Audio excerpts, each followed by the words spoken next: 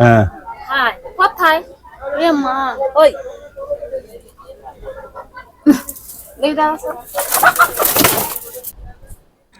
আজ আমাদের মন্দারমণির শেষ দিন আর শেষ গধূলি।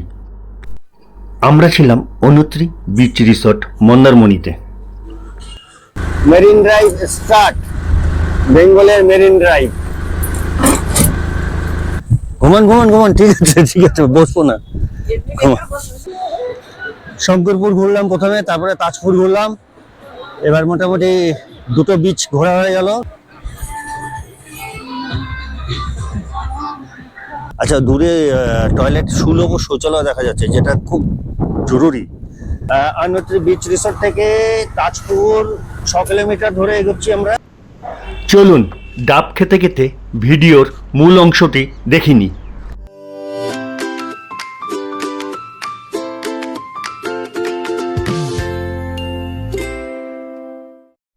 খাওয়ার পর একটু মৌরি চিবোচ্ছি, বেশ ভালো লাগে। আচ্ছা, এরপরে আমরা যাব, একটু ইচ্ছে আছে, জানি না হবে কিনা, খাওয়া দাওয়া করে একটু রেস্ট করে আমরা একটু তাজপুর অথবা শঙ্করপুর বিচটা একটু ঘোরার ইচ্ছা আছে। আর যেটা নতুন যে বিচ রোড বানিয়েছে, যেটা মেরিন ড্রাইভ বলা হয়, গোয়া বলি কেন, দীঘার মেরিন ড্রাইভ বলা হয়, সেটা দেখার ইচ্ছা আছে।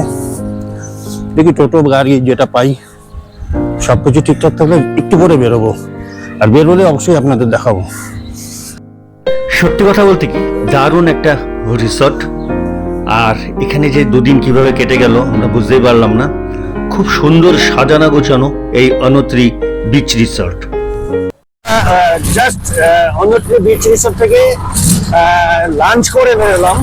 লাঞ্চ করে ফিরে আসবো, আবার অনুত্রি বিচ রিসর্টে ফিরে আসবো। আগামীকাল আমাদের ট্রেন আছে তাম্রলিপ্ত এক্সপ্রেস। আমরা রামনগর থেকে তাম্রলিপ্তে উঠবো। তো যাই হোক, চলুন দুটো বিচ এক্সপ্লোর করে আসি। নতুন ব্রিজ হয়েছে, এটাই বলতে পারেন মেরিন ড্রাইভ স্টার্ট, বেঙ্গলের মেরিন ড্রাইভ। এই হচ্ছে মোহনা। এই নদীটার নাম কি গো? একটা নদীটার নাম আছে, এই হচ্ছে মোহনা। এইখানে নদী সমুদ্রে মিশছে। আর নদীর বাঁ দিকটা হচ্ছে মন্দারমণি, এই দিকটা। আর এই ডান দিকটা হচ্ছে তাজপুরে আমরা প্রবেশ করব।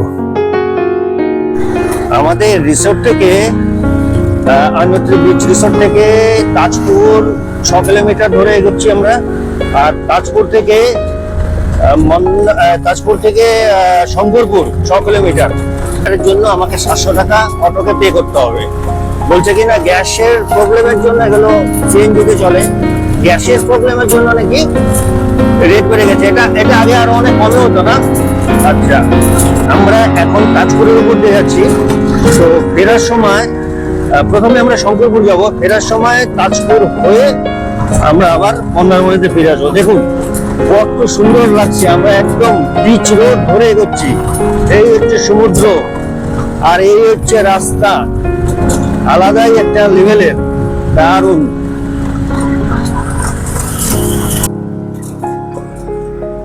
পক্ষান্তরে এটিকে দীঘার মেরিন ড্রাইভও বলা যেতে পারে।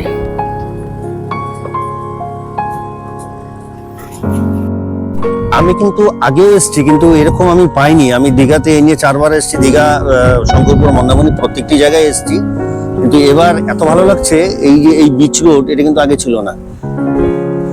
এই যে সমুদ্র একদম পাশে রয়েছে। মেরিন ড্রাইভের এই জায়গাটা কিন্তু দারুণ লাগলো, সত্যি খুব ভালো বানিয়েছে।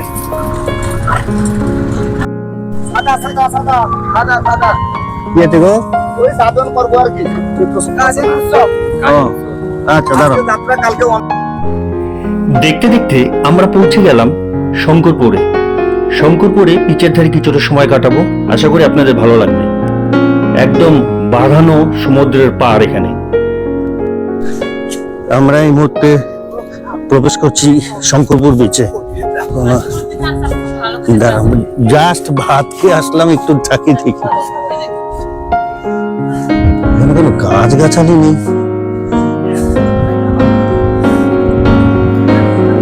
না, ঢেউয়ের আওয়াজ যাবে।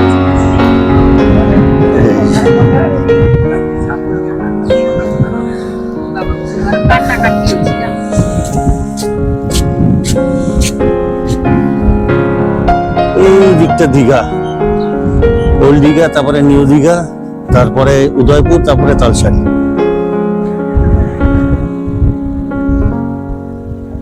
সমুদ্র সবই একই, কিন্তু জায়গা বিশেষে অনেক সময় ভালো লাগে। এখানে বিচের ধারে বসার জায়গা রয়েছে, যেখানে বসার জায়গা আছে, কিন্তু উনি ঘুমাচ্ছেন একজন। ঘুমান ঘুমান ঘুমান, ঠিক আছে ঠিক আছে, বসবো না। না না, এই তো দোকান ওনার, কি করবেন আর কি, কাস্টমার কম আছে। ঘুমান ঘুমান ঘুমান, কোনো অসুবিধা নেই। দেখুন এখানে একটু কারুকার্য করা আছে, স্ল্যাব করা আছে এখানে, এই যে সব বসার জায়গাগুলো। তবে এটা এপ্রিল মাস। আচ্ছা, দূরে টয়লেট, সুলভ ও শৌচালয় দেখা যাচ্ছে, যেটা খুব জরুরি, বিশেষ করে আমার জন্য। এই যে দেখুন, এখান থেকে এই দিকটা সমুদ্র। ডাবের দোকানের ছাতায় বসলাম, এই যে দেখুন ডাব, আর এই হচ্ছে সমুদ্র।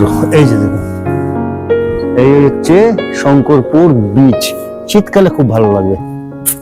এই যে ডাব খাবে তো, চলো।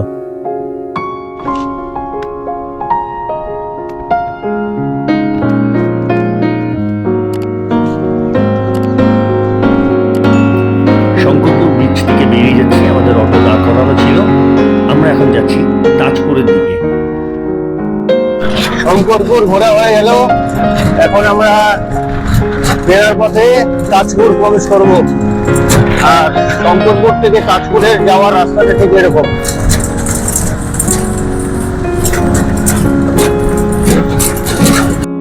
আমরা তাজপুরে আমি এর আগে এসেছিলাম, মল্লিকা রিসোর্টে ছিলাম। এটা হচ্ছে তাজপুর, আর এই হচ্ছে নামার রাস্তাটা।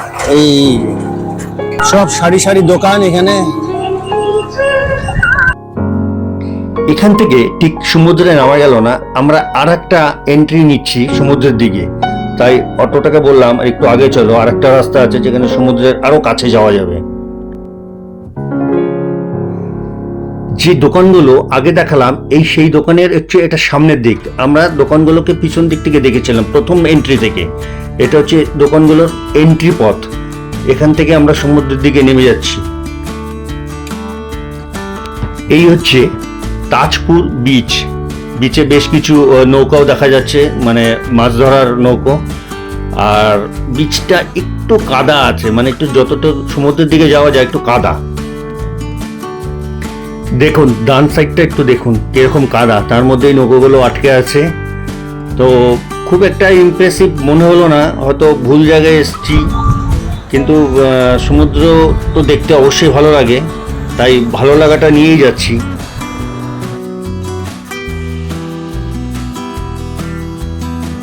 আমাদের শঙ্করপুর ঘুরলাম প্রথমে, তারপরে তাজপুর ঘুরলাম। তো মোটামুটি আজকে এই দুটো ঘুরে এখন আমরা 29 বিচ রিসর্ট, আমরা আছি মন্দারমণিতে এখন যাচ্ছি। আমরা অটো নিয়েছিলাম, অটো আমাদের এর জন্য নিয়েছিল 700 টাকা। তো আপনারা এইভাবে ঘুরতে পারেন মন্দারমণিতে থেকে, তারপরে Tajpur beach, Shankarpur beach, even Digha, আরো ওল্ড দীঘা, তারপরে হচ্ছে আপনার কি বলে উদয়পুর, তালসারি ঘুরতে পারেন। সেটা ডিপেন্ড করবে কত আপনি অটোওয়ালার সাথে বার্গেনিং করে করতে পারছেন।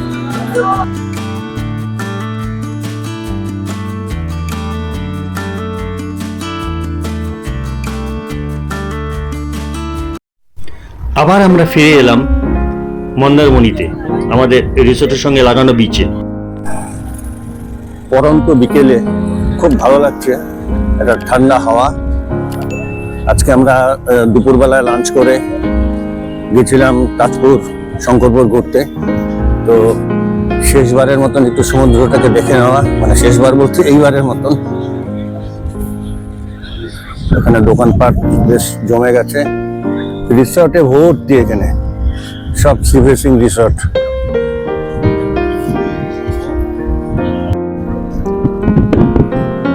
কি কেমন লাগছে? অসম, এক কথায় অসম। আচ্ছা, আবার আসবে নাকি অন্য নতুন জায়গায়?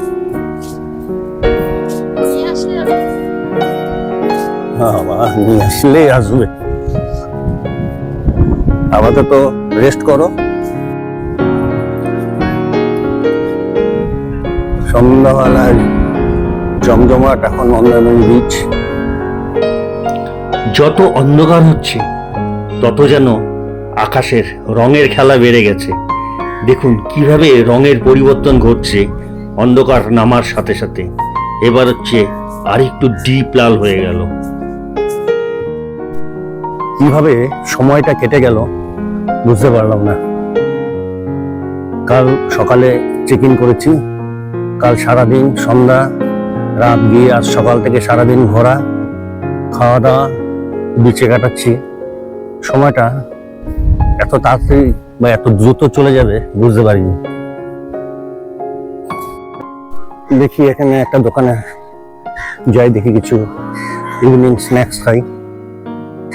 আমাদের এই ইভিনিং স্ন্যাক্সটা প্যাকেজের মধ্যে নেই, ব্রেকফাস্ট লাঞ্চ ডিনার ছিল।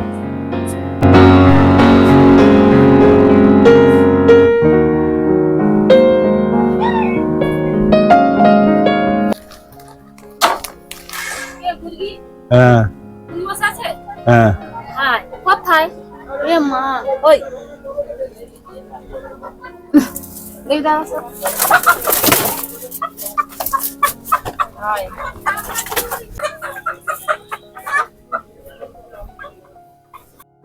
আমরা এক প্লেট ম্যাগি আর চা অর্ডার করলাম। রাত অনেকটা হয়ে এলো, অন্ধকার সমুদ্রকে গিলে খেলো, আর সমুদ্র দেখা যাচ্ছে না। তবে আজকের ভিডিও আমি এখানে শেষ করছি। কেমন লাগলো আজকের ভিডিও? এটি আমার মন্দারমণির শেষ পর্ব। ভালো লাগলে অবশ্যই লাইক, শেয়ার, সাবস্ক্রাইব করবেন। Thank you.